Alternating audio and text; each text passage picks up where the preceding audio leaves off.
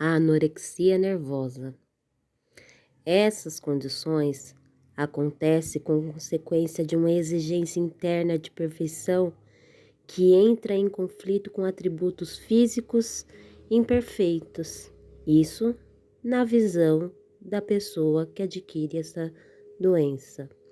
A necessidade de ser melhor, de atender às expectativas do mundo, de ser generoso e especialmente a necessidade de projetar um amor externamente traumática para os sentimentos desse sujeito.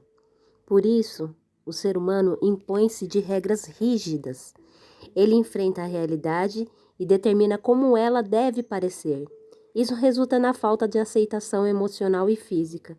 Uma pessoa olha fixamente para o seu corpo e descobre todas as falhas. E que falhas são essas, né? Mesmo as insignificantes, transforma essas falhas insignificantes em princípios rígidos.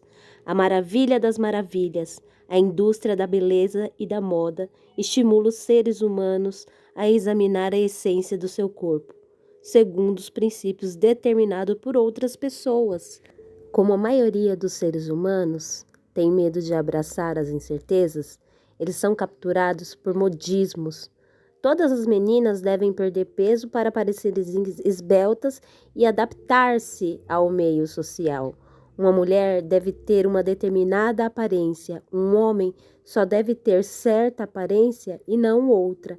Essa é a razão por que a anorexia nervosa se desenvolve, por causa da necessidade de parecer perfeito, segundo as regras externas não medidas pelos sentimentos. Já a bulimia, ela representa o medo da perda, portanto, a necessidade de pertencer que obscurece os sentimentos criados em uma sensação interna de solidão. Assim, para encher-se de conteúdo de um tipo ou de outro, ele recorre à comida.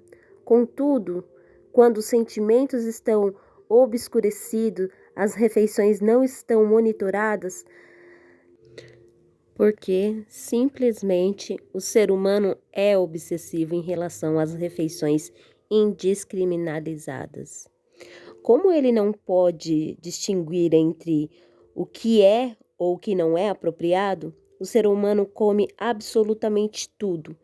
Ele perde o senso e a proporção. Portanto, depois de saciado, seus olhos se abrem para o fato de que ele fez um desserviço a ele mesmo e, dessa forma, vomita a substância no estômago. Isso é autopunição. Quando o medo cria raízes e se estabelece o ser humano entre o pânico e um ritual de repetição, gula com o resultado de sentimentos que são ambíguos, seguindo de sobriedade. O ser humano percebe que cometeu um erro, se martiriza e tem a sensação de impureza, instabilidade. Portanto, o medo de perder sua identidade, independência e capacidade é assim um ritual se repete novamente. Isso é muito triste. Essas doenças estão conectadas à expectativa e quando estão além da capacidade do ser humano, acontece um colapso e provoca a doença. O ser humano exige dele mesmo o que não pode dar, portanto, viola sua honra, uma escuridão que cobre seus sentimentos e quando agem sem direção, meta ou objetivo, ele chega a esse resultado. É uma perdição. Essa repressão dos medos e dos problemas, a falta de tratamento, a desconexão dos sentimentos e a necessidade de se proteger para não se machucar, tudo constitui uma base de ansiedade, como se o ser humano desejasse classificá-la. Mas quando entende como isso funciona e como o medo e a ansiedade são criados na sua vida, tem possibilidades ilimitadas para mudar seu caminho.